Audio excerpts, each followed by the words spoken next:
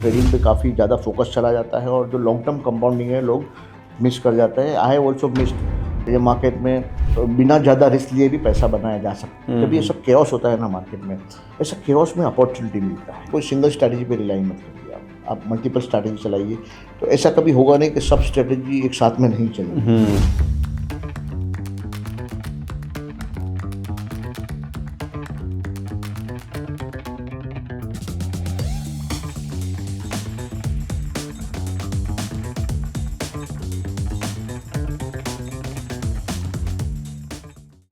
Welcome Rakesh sir in our podcast show. सबसे पहले आप अपनी जर्नी के बारे में बताओ। ऑलमोस्ट 25 साल से हो आप मार्केट में, तो थोड़ा वो जर्नी कैसे रही 25 ईयर्स की? 25 साल से तो मैं मार्केट में हूँ, लेकिन जो फर्स्ट एनकाउंटर हुआ मेरा मार्केट में वो 1992, मतलब उसके 7 साल पहले, 25 साल के 7 साल पहले। जब भी मैं स्टूडेंट था और लास्ट ईयर में था, और तभी हर्षद मेहता का बूम था, और तभी फर्स्ट मैंने ट्रेड किया और लिवरेज ट्रेड था, तो काफ़ी नुकसान भी किया। That is how I started.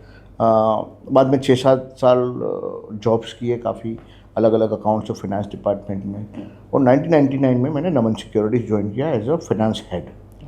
तो वहाँ से मेरी स्टॉक मार्केट्स की जो जर्नी है वो सीरियस जर्नी चालू हुई, और वहाँ मैंने देखा कि स्टॉक मार्केट में काफ़ी पैसा बनाया जा सकता है।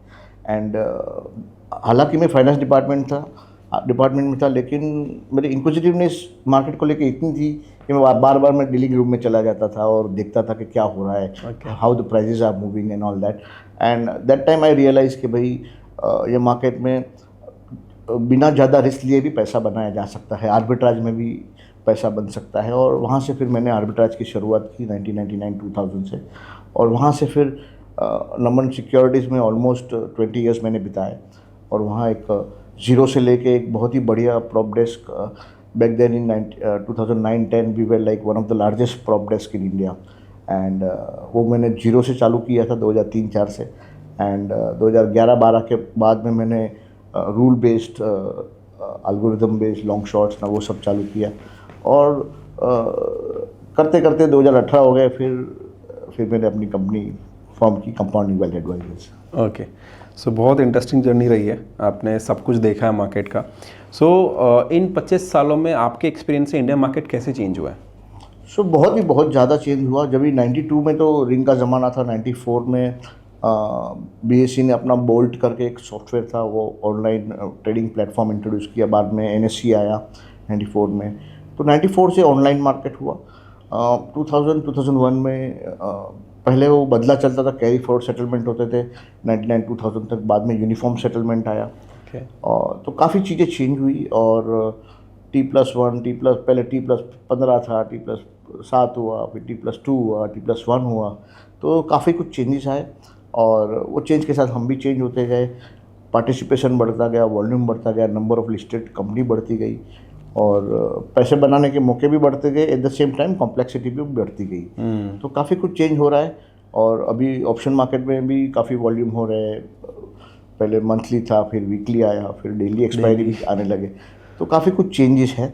एंड वो चेंजेस के चलते आपको बार बार अडेप्ट करना पड़ता है, और वही मैं कर रहा हूँ। सो अभी आपके फॉर्म का नाम है compounding wealth advisors, right? And आप बहुत सारे, आपने बताया कि आपके बहुत सारे प्रोडक्ट्स हैं, ठीक है, तो उसका क्या फ्यूचर है और क्या क्या प्रोडक्ट्स अभी आप ऑफर करते हो? कंपनी का नाम कंपाउंडिंग वेल्थ एडवाइजर्स क्यों रखा? क्योंकि we want to advise people on how to compound their wealth. क्या होता है, शॉर्ट टर्म फोकस होने के कारण ट्रेडिंग पे काफ़ी ज़्यादा फोकस चला जाता है, और जो लॉन्ग टर्म कंपाउंडिंग है लोग मिस कर जाते हैं। I have also missed this compounding for several years before I realise कि नहीं ये पैसा इन्वेस्टमेंट करके कंपाउंड करना चाहिए। तो इसीलिए टाइटल यही रखा, compounding wealth advisors. We are basically research oriented organisation, rule driven, algorithm driven. हमारे पास काफ़ी लॉन्ग शॉट मॉडल्स भी है, हमारे पास ऑप्शन ट्रेडिंग एल्गोरिथम के भी मॉडल्स है, और हमारे पास इक्विटी इन्वेस्टमेंट के भी मॉडल है, purely based on quants. You will be surprise, like लोगों ने सुना होगा कि भाई इन्वेस्टमेंट अपना ट्रेडिंग में आप टेक्निकल यूज़ करो या क्वांटिटेटिव कोई टेक्निक यूज़ करो, लेकिन हम लोग इन्वेस्टमेंट के लिए यूज़ करते हैं। और उससे ही हम लोग ने स्मॉल केस करके एक प्लेटफॉर्म है, वहाँ हमारे मॉडल पोर्टफोलियो लॉन्च किए 3 साल पहले। एंड भगवान की दया से काफ़ी अच्छा कर रहे हैं। तो वो स्मॉल केस हमने 5 पैसा पे भी इंटीग्रेट किए हुए हैं, और आने वाले समय में based on our experience of managing fund via small case and model portfolios, we are going to acquire PMS licence, and based on our experience of long short models, like हमारा काफ़ी एक्सपीरियंस है long short model चलाने का भी, future में, stock future में, indices future, based on that probably in times to come we will acquire AIF licence also, जहाँ पर हम एक हेज फंड की तरह पूरा स्ट्रैटेजी चलाएंगे। तो ये एक मोटा मोटी कैनवास है जिसके अंदर हम ऑपरेट करेंगे आने वाले समय में, और we are taking one step at time, we are bootstrapped, neither funded nor any debt is acquired in the company, so we are going little आराम से। सो उसमें भी हम घाई नहीं कर रहे हैं। तो patience has been my virtue, and I am being patient in this journey also. I was patient with my job also, and now I am patient with my entrepreneurship journey also, and भगवान की दया से अभी तक we are doing good, and आगे वाले समय में मुझे ऐसा लग रहा है कि we are going to do better. Sir मुझे आप ना थोड़ा ये बताओ कि आज क्या क्या हमारे साथ शेयर करने वाले हो, ऑडियंस के साथ शेयर करने वाले हो, एंड देन फिर हम आगे क्वेश्चंस करेंगे। ऑडियंस के साथ में आज बहुत ही इंपॉर्टेंट चीज़, 2-3 चीज़ें शेयर करने वाला हूँ। एक है investment indicator, we call it CWA2 sigma indicator, okay, और ऑलरेडी 22,000 लोग सक्सेसफुली इसको यूज़ कर रहे हैं। Oh my God. And we are going to give absolutely free, और कंप्लीटली रूल ड्रिवन है, एल्गोरिथम ड्रिवन है, और उसके कारण आपका इन्वेस्टमेंट प्रोसेस काफ़ी आसान हो सकता है। आपको एक हिंट मिल सकता है कि भाई ऐसे टेक्निकल एनालिसिस या क्वांटिटेटिव टेक्निक्स भी यूज़ कर सकते हैं इन्वेस्टमेंट के लिए। और दूसरा हम देने जा रहे हैं एक ऑप्शन सेलिंग स्ट्रैटेजीज।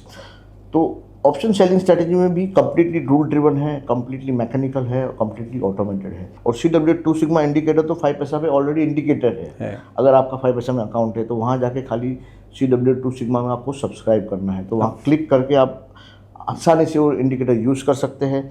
आपका पोर्टफोलियो चेक कर सकते हैं कि मेरा पोर्टफोलियो में ये इंडिकेटर के हिसाब से बाय है या सेल है, या एग्जिट करना चाहिए या होल्ड करना चाहिए।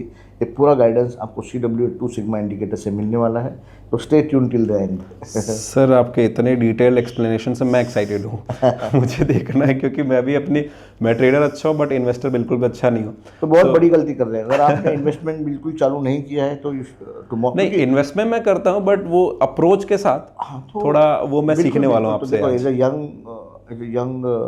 इंडिविजुअल मैंने भी काफ़ी गलतियाँ की, तो इंसान गलतियों से ही सीखता है। लेकिन अगर आपको कुछ लर्निंग मिल रहा है और एक यंग एज में मिल रहा है तो you are already at advantage. वो तो आज मैं सीख के जाऊंगा आपसे और ऑडियंस को भी सिखाएंगे हम।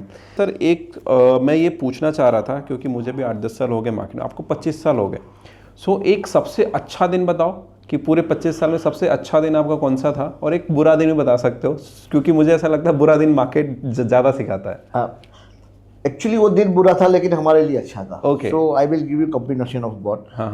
21 जनवरी 2008 मार्केट ऑलमोस्ट सर्किट पे खुला। ओके, 10% सर्किट था, और बाद में कूलिंग ऑफ पीरियड होता है 10 मिनट के सर्किट के बाद।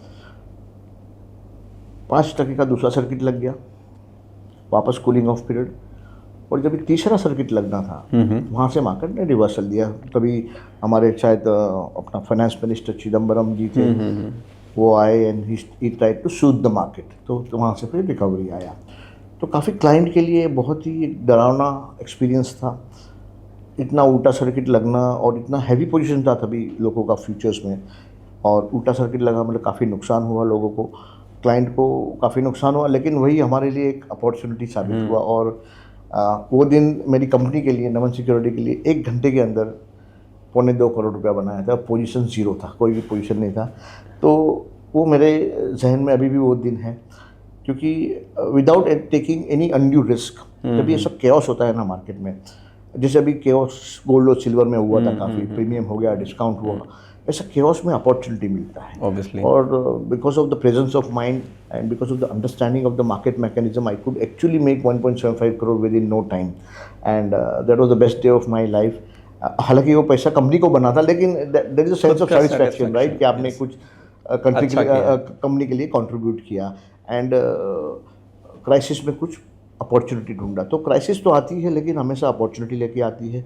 अगर आप क्राइसिस में फंसे नहीं हो तो आपका माइंड क्लियर है और आपको अपॉर्चुनिटी भी मिलता है। So how was your feeling that day? So yeah, I was happy about how I thought I approached the market. Because that was not my normal role. मेरा टर्मिनल पे बैठने का रोल नहीं था, लेकिन उस दिन मेरा प्रेजेंस ऑफ माइंड ये रहा कि मैं टर्मिनल पे बैठूंगा और अपॉर्चुनिटी सीख करूंगा कंपनी के लिए, क्योंकि कंपनी को उस दिन इंट्राडे पैसे का भी ज़रूरत था, तो पैसा भी जनरेट हो गया मार्जिन के लिए, और क्लाइंट को भी हम लोग ने काफ़ी हैंड होल्डिंग किया उस दिन, और काफ़ी क्लाइंट को पोजीशन कम भी करवाया, और बिलीव मी उस दिन हमने काफ़ी क्लाइंट का पोजीशन स्क्वायर कर दिया। अगर नहीं करते ना वो क्लाइंट बर्बाद हो जाता है। तो नॉट ओनली क्लाइंट, हमारे जहाँ प्रोफेशनल ट्रेडर्स थे उनका भी पोजीशन मैंने 2 दिन पहले ही सब ठीक करवाया, क्योंकि I was seeing the market is not very comfortable, और पोजीशन काफ़ी हैवी था लोगों का, और मार्केट का न्यूज़ फ्लो 2008 का क्राइसिस चालू हुआ था जस्ट। तो भगवान की दया से एक इंट्यूशन आ गया, तो कंपनी का भी पोजीशन काफ़ी कम कर दिया और क्लाइंट का भी कम कर दिया, तो वो सेंस ऑफ सेटिस्फेक्शन आज भी है। वो इंट्यूशन से ज़्यादा मैं बोलूँगा आपका एक्सपीरियंस कम आया। May be yes, and I got lucky also कि भाई अपना जो डिसीजन लिया वो सही था। एक्सपीरियंस जो सिखा सकता है वो और कुछ भी नहीं सिखा सकता, तो वो तो आपकी बातों में भी समझ में आ रहा है। सो आपने सर बताया कि स्मॉल केस आप 3 साल से चला रहे हो और अच्छे रिटर्न्स भी बन रहे हैं। सो मेरा इस पे ये क्वेश्चन है कि आप लोग स्ट्रैटेजी कैसे फाइनलाइज करते हो, प्लस जो स्टॉक सिलेक्शन है उसमें कुछ AI का भी यूज़ होता है क्या? सो स्मॉल केस क्या है, मैं पहले एक बैकग्राउंड दे दूं। बेसिकली वो मॉडल पोर्टफोलियोज है। काफ़ी लोग को इन्वेस्ट करना होता है, लेकिन व्हीकल नहीं पता होता है, समझ में नहीं आता है, और डायरेक्ट डबल करने जाते हैं और लॉसेस करते हैं। तो ये एक हमारा एक तरीका है लोगों को हेल्प करने का। और दूसरा क्या, PMS वगैरह में 50 लाख से ऊपर चाहिए, AIF में 1 करोड़ के ऊपर, तो सब लोग के पास ये पैसा होता नहीं है। तो रिटेलर को सर्व करने वाला कोई प्रोफेशनल क्लास था नहीं। तो एक स्मॉल केस ने एक कैटेगरी बनाया जहाँ हमारे जैसे RA मॉडल पोर्टफोलियो बनाते हैं, और आप वो पोर्टफोलियो रेप्लिकेट कर सकते हैं। तो बेसिकली आप सब्सक्राइब करते हो स्मॉल केस को, सब्सक्राइब करने पे हमारा पोर्टफोलियो आपके अकाउंट में रेप्लिकेट हो सकता है। तो ये एक पूरा एक न्यू रेवोल्यूशन हुआ, और उसके कारण काफ़ी लोग प्रोफेशनली इन्वेस्ट कर पाए विद प्रोफेशनल हेल्प। हमारा जो स्मॉल केसेस है पूरा क्वांटिटेटिव है, पूरा बेस्ड ऑन टेक्निकल्स है। We believe in price action based algorithms, and हम विनर्स को राइड करने में बिलीव करते हैं और लूजर्स को कट करने में बिलीव करते हैं। नॉर्मली ऐसा होता है कि कोई भी इन्वेस्टमेंट करने जाता है तो लॉस मेकिंग पोजीशन को होल्ड करता है और प्रॉफिट में जल्दी बुक कर देता है। उसके कारण जो पोटेंशियल होता है ना मार्केट का रिटर्न देने का, वो पूरा रियलाइज नहीं हो पाता है। तो यही सब चीज़ें सॉल्व करने के लिए हमने सब रूल बेस्ड बना दिया, एल्गोरिदम ड्रिवन बना दिया, और ये हम to the T absolutely to the T follow करते हैं। और उसके कारण लास्ट 3 साल में हमारे कस्टमर्स का एक्सपीरियंस भी अच्छा रहा, और जब मार्केट अच्छा करता है तभी हम बहुत अच्छा करते हैं, और मार्केट जब ख़राब करता है तब इतना ख़राब नहीं करते हैं। तो ऑन द एवरेज हमारा ये प्रयास रहता है कि हम मार्केट को आउट परफॉर्म करें। नॉट टू से कि हर बार हम आउट परफॉर्म कर पाएंगे। और हमारे जो स्मॉल केसेस है वो भी काफ़ी रिलैक्स्ड है। मतलब हर वीकेंड पे खाली एक बार हम रिव्यू करते हैं, और मंडे मॉर्निंग 1 मिनट का एक्शन होता है लोगों को। एक वीक में खाली 1 मिनट देने से आप अपना पोर्टफोलियो खुद मैनेज कर पाते हैं with our help. It is as simple as that. So sir, अभी रिसेंट टाइम्स में सेबी का डेटा आया था कि 92% ट्रेडर्स यूज़ करते हैं, राइट? और उसकी वजह से सेबी बहुत स्ट्रिक्ट हो गई है, ऐसे ऐसे रूल्स एंड रेगुलेशंस ला रहे हैं जिसकी वजह से वो चाहते हैं कि FNO में पार्टिसिपेशन रिटेल का थोड़ा कम हो। STT कितना ज़्यादा इंक्रीज़ हो गया, फ्यूचर्स में इंक्रीज़ हो गया, तो इस पर आपका क्या व्यू है? So in a way they are moving in the right direction. काफ़ी लीकेज है FNO के कारण। RBI का भी डेटा है कि लोगों का डिस्पोजेबल इनकम कम हुआ है, लोगों का सेविंग कम हुआ है, और डिपॉजिट भी कम हुआ है। And one of the reasons they have pointed out is like people are speculating in FNO, और पैसा लोगों का काफ़ी टूट रहा है। In a way it's a good move, but in a way मुझे ऐसा लगता है कि जैसे मेरा शुरुआती लॉस से हुआ था, काफ़ी यंगस्टरों का शुरुआत लॉस से ही होता है, और लोग सीखते हैं धीरे धीरे सीख के वही लोग आगे जाके फंड मैनेजर भी बन सकते हैं, CIO भी बन सकते हैं, और CEO भी बन सकते हैं फाइनेंशियल मार्केट्स में। आप बने हुए हो तो वैसे मेरे जैसे मैं आपको काफ़ी लोग दिखा सकता हूँ जो जिनका शुरुआत लॉसेस से हुआ, बट बाकी लॉसेस से सीखे। जो नहीं सीखने वाला है वो वैसे भी नहीं सीखने वाला है। लेकिन एक बहुत ज़्यादा ओवर रेगुलेट करने से आप ये फनल जो है ना, एक जो फाइनेंशियली सेवी ट्रेडर्स का जो फनल है वो डिस्टर्ब हो सकता है, ऐसा मुझे लगता है। कहीं ना कहीं थोड़ा फ्रीडम देना चाहिए। एक मैच्योर्ड इंडिविजुअल खुद समझता है कि मैं कितना पैसा तोड़ सकता हूँ, कितना नहीं तोड़ सकता हूँ। और खाली ऐसा नहीं कि स्टॉक मार्केट में ही लॉसेस होते हैं, ठीक है। वही लोग क्रिप्टो में जाके स्पेकुलेट करते हैं। वो ड्रीम 11 में कितने लोगों ने पैसा तोड़ा। तो एक फ्रेमवर्क आप प्रोवाइड कर सकते हो, you can not over control them और you can not over regulate them. क्योंकि एक डेरिवेटिव मार्केट जो है वो बहुत ज़रूरी है, एक लिक्विड डेरिवेटिव मार्केट बहुत ज़रूरी है पूरा इन्वेस्टमेंट इकोसिस्टम के लिए। True. और हर एक प्लेयर इंपॉर्टेंट है, स्पेकुलेटर भी इंपॉर्टेंट है, आर्बिट्राइजर भी इंपॉर्टेंट है, इन्वेस्टर भी इंपॉर्टेंट है। अगर आप कोई एक पर्टिकुलर क्लास जैसे स्पेकुलेटर को आप निकालने जाओगे ना तो पूरा इकोसिस्टम खत्म हो जाएगा, डिस्टर्ब हो सकता है। काउंटर पार्टी ही नहीं रहेगी तो आप ट्रेड किसके साथ करोगे? करेक्ट। तो थोड़ा बहुत रेगुलेट करना चाहिए, मना नहीं है, लेकिन ओवर रेगुलेशन के खिलाफ हूँ मैं। हर एक इंडिविजुअल को एक चॉइस होना चाहिए प्रोफेशन का और ट्रेड का। ओवर स्पेकुलेशन नहीं होना चाहिए, लेकिन स्पेकुलेशन से ही धीरे धीरे लोग रूल बेस पे जाते हैं, धीरे धीरे इन्वेस्टमेंट साइकिल पे जाते हैं। प्रोसेस है वो, ये प्रोसेस है। तो प्रोसेस आपको, जैसे बिजनेस में भी आप स्मॉल और माइक्रो एंटरप्राइजेस में 70-80% बिजनेस फेल ही होते हैं, ऑब्वियसली लॉसेस करते हैं, बंद करते हैं। कितनी, मेरे तो एरिया में कितनी रिटेल दुकानें खुलती है, बंद होती है। तो क्या आप रिटेल करना बंद कर दोगे? नहीं करोगे, नहीं कर सकते। फाइन। क्या ultimately people will find there, अगर if they want to gamble they will go and gamble anyway. Correct. वो घर में बैठ के 3 पत्ती खेलेंगे, या तो कसिनो में जाएंगे, या तो आप, तो रेगुलेट करना चाहिए, थोड़ा कंट्रोल भी करना चाहिए, लेकिन ओवर रेगुलेशन से मुझे लगता है फाइनेंशियल मार्केट को लॉन्ग टर्म में नुकसान हो सकता है, ऐसा मुझे लगता है। और एजुकेशन पे ज़्यादा फोकस करेगा सेबी तो बिल्कुल, ये 93% जो 93% is a very good percentage actually speaking. यही डेटा इंटरनेशनल मार्केट में चेक किया गया तो वो 96-97% है। ओके, तो मैंने इंडियंस अच्छे ट्रेडर्स हैं हाँ, कंपैरेटिवली। और पर्टिकुलरली सोशल मीडिया के कारण ये एक्चुअली 2-3% लोग ही सक्सेसफुल ट्रेडिंग कर पाते हैं लॉन्ग टर्म। 97% लोग पैसा, लेकिन 90 अगर 93 है तो बहुत अच्छा परसेंटेज है। दूसरा, मेरी 93 में ये हेजिंग कॉस्ट भी आ जाता है ना। आपका पोर्टफोलियो है और आपने हेज करके रखा है, समझो पुट लेके रखा है, तो पुट समझो जीरो हो गया, डेटा में क्या आया? आपने लॉस किया, एफएनओ में लॉस किया, करेक्ट। ये डेटा में आया, लेकिन आपका पोर्टफोलियो गेन हुआ वो तो आया नहीं। तो मतलब ये डेटा कहीं ना कहीं पूरा एक्यूरेट भी नहीं है। काफ़ी कुछ पोर्शन जो है उसमें हेजिंग का है, और काफ़ी कुछ पोर्शन ट्रांजेक्शन कॉस्ट का भी है। एसटीटी और अपना exchange transaction cost highest in the world है, STT highest in the world है। अगर आप ये हटा दो तो 1/3 का लॉस ऐसे ही कम हो गया, 93% का सीधा 85% पे आ जाएगा अगर आप ट्रांजेक्शन कॉस्ट हटा दो। करेक्ट। तो somewhere down the line high transaction cost is also contributing towards increasing the losses. तो अगर सरकार सही में सीरियस है तो उनको एसटीटी कम करना चाहिए मेरे हिसाब से। क्योंकि आपको अगर 4 ट्रिलियन से 15 ट्रिलियन 20 ट्रिलियन 30 ट्रिलियन जाना है तो आपको वाइब्रेंट डेरिवेटिव मार्केट होना बहुत असेंशियल है, जो अपना ऑलरेडी है। लेकिन ओवर रेगुलेशन के कारण अगर वो किल हो गया वो मार्केट तो उसको रीबिल्ड करना बहुत मुश्किल होता है। सो सर, आपने बोला कि CWA2 सिग्मा एक इंडिकेटर है जिसको ऑलरेडी सक्सेसफुली 22,000 लोग यूज़ कर रहे हैं। बिल्कुल। सो पहले तो ये बताओ CWA2 सिग्मा ही नाम क्यों रखा और ये है क्या? करेक्ट। कुदन, जब भी इंडिकेटर का नाम आता है तो सबसे पहले आपके दिमाग में क्या आता है? ट्रेडिंग आता है, ठीक है? इंडिकेटर मतलब ट्रेडिंग। लेकिन ये हम लोगों ने इन्वेस्टमेंट इंडिकेटर बनाया तो काफ़ी लोग सरप्राइज होते हैं, अच्छा इन्वेस्टमेंट भी हो सकता है इंडिकेटर यूज़ करके? बिल्कुल हो सकता है। और ये इंडिकेटर हम लोगों ने डेवलप किया 2016 में। ओके। एंड उसका इंस्पिरेशन एक किताब है अनहोली ग्रेस बाय निकोलस, वहाँ से मुझे मिला और उसके रूल्स बनाए हम लोग ने। और 2 सिग्मा नाम क्यों रखा उसका एक हिस्ट्री है, क्योंकि ये इंडिकेटर जो है वो बॉलिंजर बैंड पे डिपेंड करता, उसके इर्द गिर्द ये स्ट्रैटेजी है। तो बॉलिंजर बैंड अगर आपके दर्शकों को पता नहीं है तो बता दूं कि एक प्राइस चार्ट होता है, उसमें बॉलिंजर बैंड अपन इंडिकेटर के हिसाब से लोड कर सकते हैं।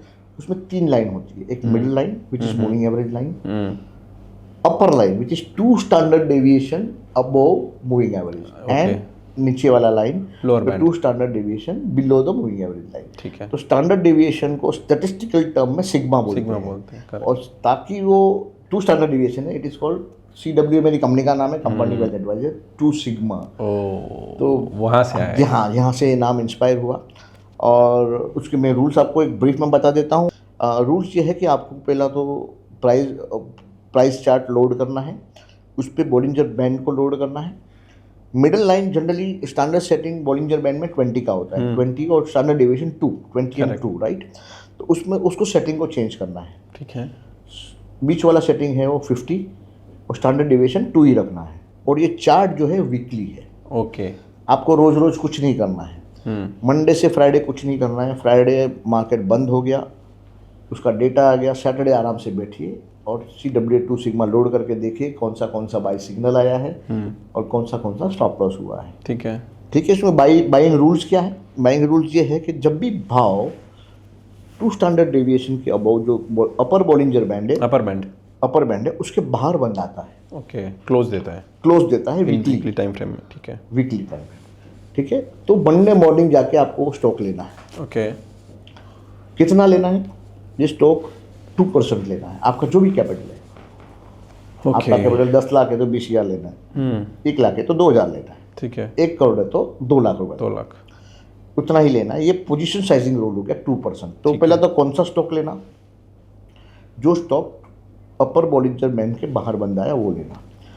अच्छा, ट्रैकिंग यूनिवर्स क्या है? मोटा मोटी 1500 NSE के स्टॉक हमने आइडेंटिफाई किए हैं विच आर लिक्विड इनफ, जिसमें कोई फालतूगिरी नहीं है या कोई ऑपरेटर ड्रिवन एक्टिविटी नहीं है, अच्छी कंपनियां हैं। कौन सा लेना? 2 स्टैंडर्ड डिविएशन के बाहर लेना। कितना लेना? 2% लेना। 2%, ठीक है। कितना खड़ा रहना? कब तक खड़ा रहना? ओके, तो अब इसमें 2 सीन है, आपने लिया और भाव ऊपर गया, आपने लिया और भाव नीचे आ गया। तो नीचे कब तक खड़ा रहना है? तो initial stop loss is 20%। Okay, on, ठीक है, ऑफ स्टॉक प्राइस जो भाव में आपने लिया उसका 20% नीचे बंद आया, आपको फ्राइडे क्लोज के बाद एग्जिट लेना है, मतलब मंडे मॉर्निंग एग्जिट लेना है। तो पूरा हफ्ता कुछ नहीं करना है। ओके, अगर वो 30% भी गिर गया, 40% भी गिर गया, क्लोजिंग बेसिस पे लेना, क्लोजिंग बेसिस पे करना है। करेक्ट। और फ्राइडे क्लोज होने के बाद मंडे एग्जिट करना है। ठीक है। दूसरा सिनारियो ये है कि स्टॉक आपके फेवर में आया, तो हम जनरली विनर्स को राइड करते हैं। फेवर में आया तो हम उसको ट्रेल करते हैं प्रॉफिट को। कैसे ट्रेल करेंगे? 100 वीक मूविंग एवरेज। ओके, ठीक है, उससे ट्रेल करेंगे, मतलब इनिशियल स्टॉप नहीं हुआ और भाव ऊपर चला गया, 100 वीक से ट्रेल करो। और कभी कभी क्या होता है, कोई स्टॉक में बुरी खबर आ जाती है, ऐसा कुछ, और वीक में बहुत ज़्यादा गिर जाता है, तो हम लोग 100 वीक मूविंग एवरेज का वेट नहीं कर सकते। कभी कभी भाव इधर होता है 100 और बहुत नीचे होता है, 100 वीक काफ़ी नीचे होता है। तो वो किस में, अगर स्टॉक ATR हम यूज़ करते हैं उसके लिए 14 ATR 1.8, ATR का टर्नर सेटिंग है 14 and 1, ATR 14-1.8 सेटिंग में जाके 1.8 करना है। अगर 1.8 ATR से ज़्यादा मूवमेंट आया डाउन साइड पे, फ्राइडे उसके नीचे क्लोज हुआ तो हम एग्जिट लेते हैं। तो बेसिकली 3 एग्जिट है, एक इनिशियल स्टॉप लॉस, एक 100 वीक मूविंग एवरेज, और दूसरा ATR बेस, मतलब एक ट्रेंड बेस एग्जिट है, एक इनिशियल स्टॉप लॉस बेस है, और एक वॉलेटिलिटी बेस एग्जिट है। और by this logic you can have 50 stocks in your portfolio, क्योंकि एक में 2% डाल रहे हो तो टोटल पोर्टफोलियो हो गया 50। 51वां बाइंग सिग्नल आए तो क्या करना, दैट इज द क्वेश्चन। उसको आपको स्किप करना है।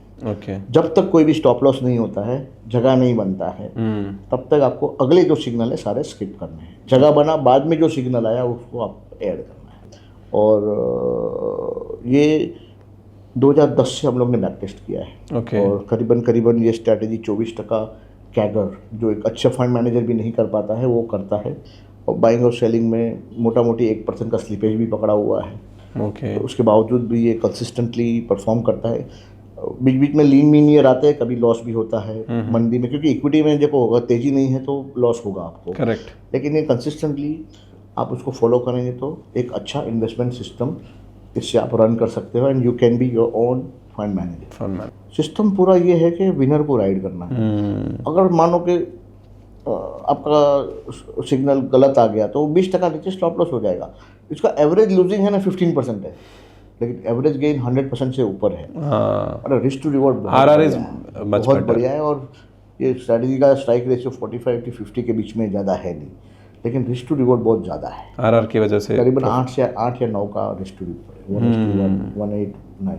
इसके कारण एज है ये स्ट्रैटेजी में, और इसके कारण ये लॉन्ग टर्म में अच्छा प्रॉफिट जनरेट करने का कैपेसिटी रखता है। सर, अगर 10 साल से मोर देन 10 ईयर से अगर 23-24% का रिटर्न बना के दे रहा है जस्ट थ्रू इन्वेस्टिंग, सो वो ये स्ट्रैटेजी की पावर दिखाता है कि इतना आसान है। इसके लिए मैं हमेशा इंसिस्ट करता हूँ, ऑप्शन में लोग काफ़ी इंटरेस्ट लेते हैं और खाली ऑप्शन करते हैं, लेकिन इन्वेस्टमेंट साइड पे भी ध्यान देना चाहिए।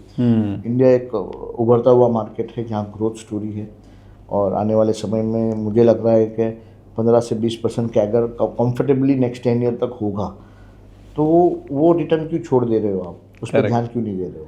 उसमें थोड़ा अल्फा और जनरेट किया जा सकता है। सो अभी सर आपने हमें एक इन्वेस्टमेंट स्ट्रैटेजी तो बता दी, राइट, जो कि मैं पर्सनली इसको यूज़ करने वाला हूँ, बिल्कुल बिल्कुल, क्योंकि मेरा इन्वेस्टमेंट वाला उतना स्ट्रक्चर्ड नहीं था और आपका स्ट्रैटेजी देख के मैं पर्सनली यूज़ तो करने वाला हूँ। तो अभी इन्वेस्टमेंट हो गई, मैं उसको प्लेस करके ऑप्शंस में तो ट्रेड कर सकता हूँ। बिल्कुल बिल्कुल किया जा सकता है। तो उसका सबसे बड़ा फायदा क्या है, मतलब आप जो हेवी लिफ्टिंग है ना रिटर्न का, वो इक्विटी पे डाल रहे हो और ऑप्शन से आप थोड़ा पैसा थोड़ा चलेगा। मक्खन मलाई निकाल रहे हो। हाँ, आज जो भी ऑप्शन ट्रेडिंग कर रहा है ना, वो कोशिश क्या कर रहा है कि पूरा हेवी लिफ्टिंग ऑप्शन को दे रहा है, उसके कारण वो ज़्यादा रिस्क ले रहा है और उसके कारण उसका ड्रॉडाउन भी ज़्यादा आता है, कर्व भी वॉलेटाइल हो जाता है। तो प्राइमरी तो इन्वेस्टमेंट से ही पैसा आना चाहिए, यहाँ से मक्खन मलाई निकालो। और उसका भी एक स्ट्रैटेजी आपको दे देते हैं कि हाँ, वही मैं आने वाला था कि मक्खन मलाई मैं आपको मैं डिस्क्लेमर दे देता हूँ, जो भी स्ट्रैटेजी है वो मैं एक एजुकेशन के हिसाब से दे रहा हूँ, आपको एक एग्जाम्पल के हिसाब से दे रहा हूँ। देखो, ऐसे स्ट्रैटेजी बनाया जा सकता है, आप उसको इम्प्रोवाइज करिए, आप उसको एक्सप्लोर करिए, उसके आजू बाजू वेरिएशंस बनाइए और अपने हिसाब से यूज़ करिए। और किसी एडवाइज़र का एडवाइस लेना है तो वो भी ले लीजिए। But this is how the strategy is formed and back testing result वो पास्ट रिजल्ट्स है, it does not guarantee future results. तो ये अपना डिस्क्लेमर हमेशा रहेगा। तो coming back to option strategy, option में एक सेलिंग स्ट्रैटेजी है जो भी काफ़ी कंसिस्टेंटली बैक टेस्ट दिखा रहा है कि वो प्रॉफिट करती है। ये स्ट्रैटेजी निफ्टी की है, ठीक है, वीकली एक्सपायरी में है, ठीक है, खाली 2 दिन करना है, ओके, एक एक्सपायरी के दिन, ठीक है, और एक एक्सपायरी के अगले दिन, T+1 और T+0 2 ही दिन करना है, निफ्टी में करना है।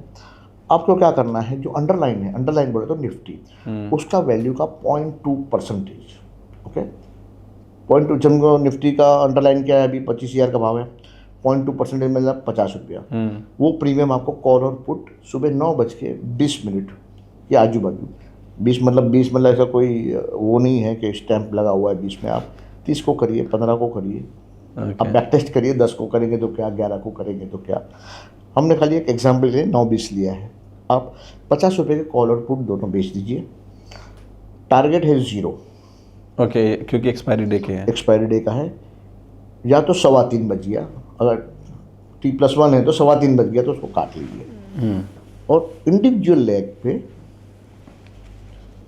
उसको स्टॉप लॉस लगा दीजिए 20%। ओके, ठीक है, स्टॉप लॉस कट गया, आप निकल जाओ बाहर, कॉल का कट गया निकल जाओ, पुट का कट गया निकल जाओ, वो आपका लॉस का दिन हो गया। कभी ऐसा होगा कि कॉल का स्टॉप लॉस कटेगा और पुट 0 हो जाएगा, कभी ऐसा होगा कि पुट का स्टॉप लॉस कटेगा, कॉल 0 हो जाएगा।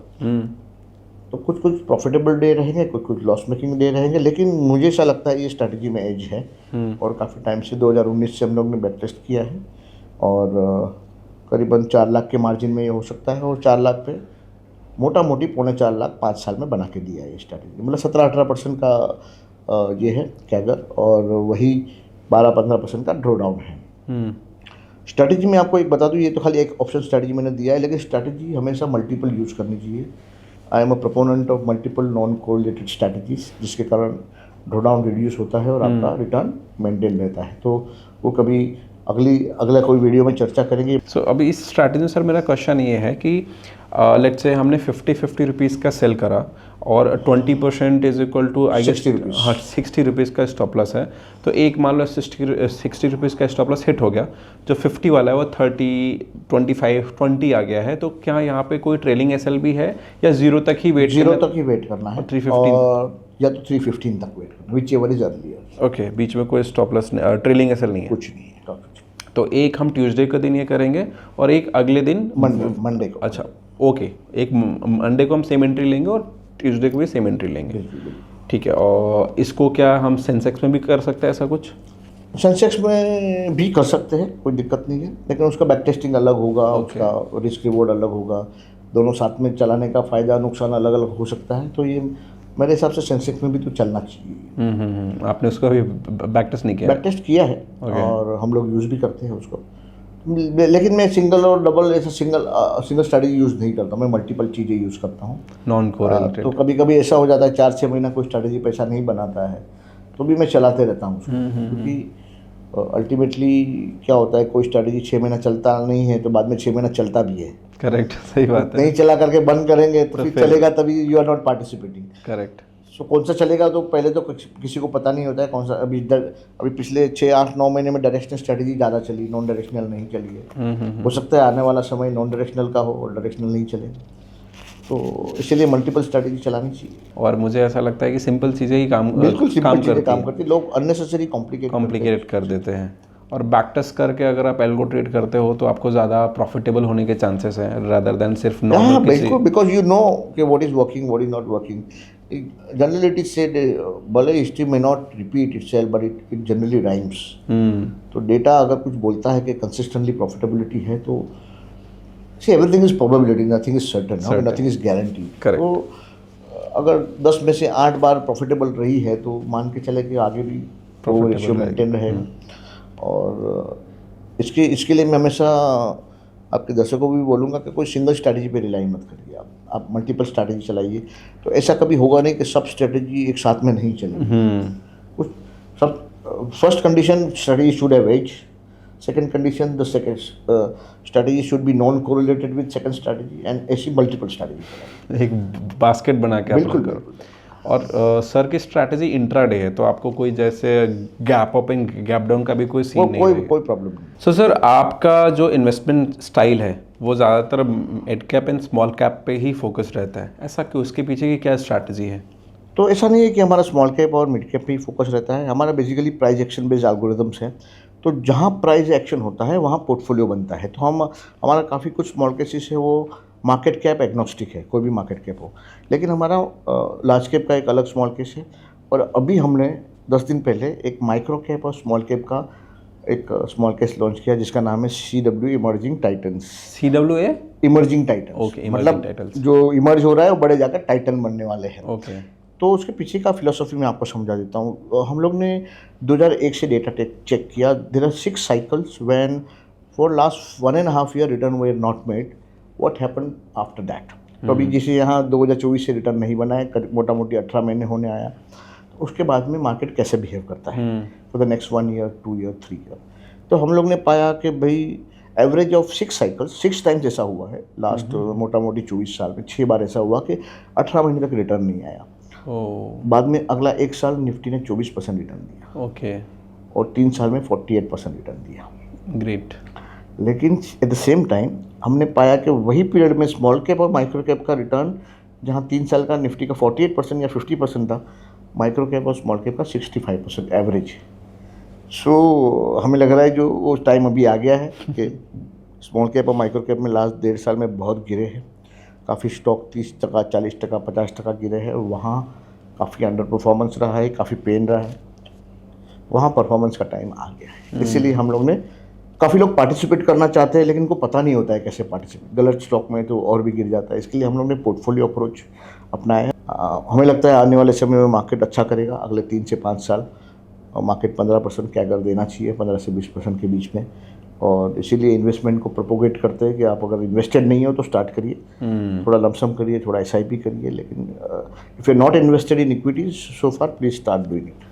ओके सर, जैसे आपने बोला कि आने वाले 2-3 सालों में जो मार्केट है वो अच्छा परफॉर्म करने वाला है, अभी का करंट व्यू क्या है आपका स्टॉक मार्केट? मुझे लग रहा है कि जो स्लो डाउन हुआ था इलेक्शन के चलते, या गवर्नमेंट स्पेंडिंग कम हुआ था, या RBI ने काफ़ी टाइटन कर दिया था, तो ग्लोबल रैली को हम मिस कर गए। ग्लोबल में रैली हुआ, हम लोग बिल्कुल परफॉर्म नहीं किए।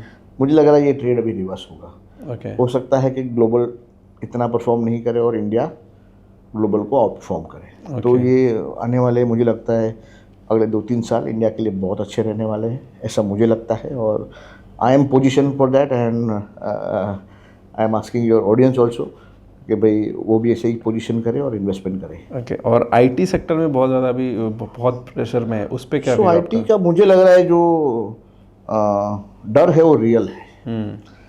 क्योंकि ये जो पॉडकास्ट है उसमें भी काफ़ी कुछ AI यूज़ होने वाला है, बराबर है ना। शूटिंग जो हमारे जो भाई साहब जो शूट कर रहे हैं वो भी कम रिसोर्सेज में कम टाइम में करने वाले हैं। तो डिसरप्शन तो होना है, उसके कारण टॉप लाइन काफ़ी कम हो सकता है। क्योंकि अगर आपका कॉस्ट कम हो रहा है तो नेचुरली बेनिफिट तो मांगेगा बायर आपसे, और काफ़ी कुछ काम बायर खुद ही कर लेगा, जो आपको आउटसोर्स ही नहीं करेगा, वो खुद ही कर लेगा। तो disruption is for real, and the speed with which it is happening is little disturbing, and IT sector में जो मैं तो हमेशा प्राइस एक्शन ही फॉलो करता हूँ। जहाँ वीकनेस होता है हम लोग हाथ नहीं डालते हैं, हम लोग हमेशा स्ट्रेंथ को ही ट्रेड करते हैं। तो IT से हम लोग तो काफ़ी टाइम से बाहर है, हमारे शायद कोई स्मॉल केस में IT है भी नहीं ज़्यादा। इवन थीमेटिक में भी जहाँ IT का पोर्शन होना बहुत ज़रूरी है, वहाँ पर HFT करके हमारे जिसमें टेक्नोलॉजी का स्टॉक का अलोकेशन होना ज़रूरी है, फिर भी हम लोग बहुत ही कम अलोकेटेड है। IT पे हम लोग काफ़ी टाइम से नेगेटिव है और हमारा काफ़ी कुछ स्मॉल केस में IT है भी नहीं अभी। ठीक है। सो अभी आप IT पे हो नेगेटिव, तो ऐसा कौन सा सेक्टर है जिस पे आप बुलिश हो? सो हम 3 या 4 सेक्टर हम लोग काफ़ी बुलिश है। एक हो गया ऑटोमोबाइल्स, ऑटो एंसिलरीज। ठीक है। सेकंड हो गया मेटल्स, बेस मेटल्स में स्टील भी आ गया, एल्यूमिनियम भी आ गया, जिंक आ गया, कॉपर आ गया, सब आ गया।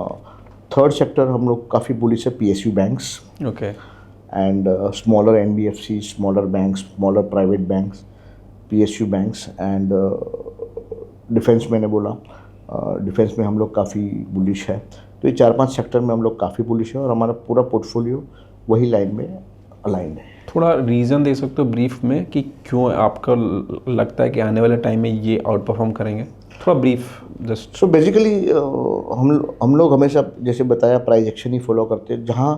जहाँ बाइंग है मतलब इन्फॉर्म्ड बायर है, कुछ तो रिजल्ट अच्छे आने वाले हैं, या तो सेक्टर जैसे डिफेंस में सेक्टर टेलविंडी है, ठीक है, गवर्नमेंट ही इतना स्पेंड कर रहा है डिफेंस में। करेक्ट। मेटल्स में मुझे लग रहा है कि इंटरनेशनली कमोडिटी साइकिल चालू हो गया है, तो इसके लिए मेटल्स में भी हम लोग ने 5 महीने पहले ही मेटल्स का एक स्मॉल केस लॉन्च किया, ऑलरेडी 30% अप है वो मतलब इन दिस मार्केट। डिफेंस हम लोग ने 20 महीना पहले लॉन्च किया, लास्ट ईयर वो 65% अप है।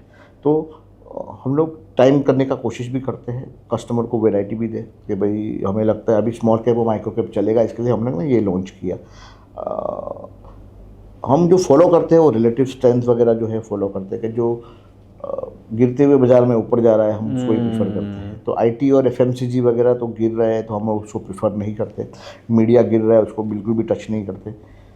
बढ़ क्या रहा है? बढ़ PSU बैंक रहा है, NBFCs बढ़ रहे हैं, बैंक निफ्टी अच्छे से बढ़ रहा है, ओके। मेटल बढ़ रहा है, तो वहाँ हमारा पोर्टफोलियो बनता है ऑटोमेटिक। समझ गया। रिलेटिव स्ट्रेंथ इज योर की। Yes yes yes. अभी उसमें मेटल्स का आपने नाम लिया, तो गोल्ड एंड सिल्वर की इतनी अच्छी रैली थी, उसके बाद थोड़ा अभी कूलिंग ऑफ पीरियड चल रहा है। अभी आने वाला टाइम में आपका क्या व्यू है इस पे?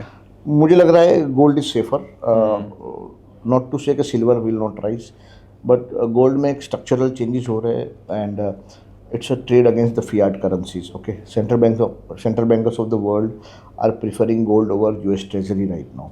Okay. So incremental एक सस्टेन्ड बाइंग गोल्ड में रहेगा और उसके चलते मुझे लगता है कुछ पोर्शन पोर्टफोलियो का गोल्ड में भी होना चाहिए। सो इतना एक्सपीरियंस से मुझे आज बहुत कुछ सीखने को मिला। आई होप ऑडियंस को भी बहुत कुछ सीखने को मिला होगा।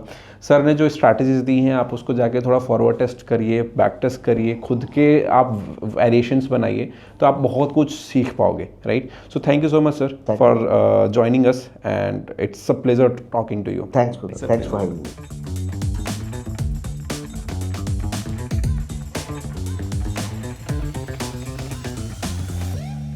Investments in the securities market are subject to market risk. Read all related documents carefully before investing.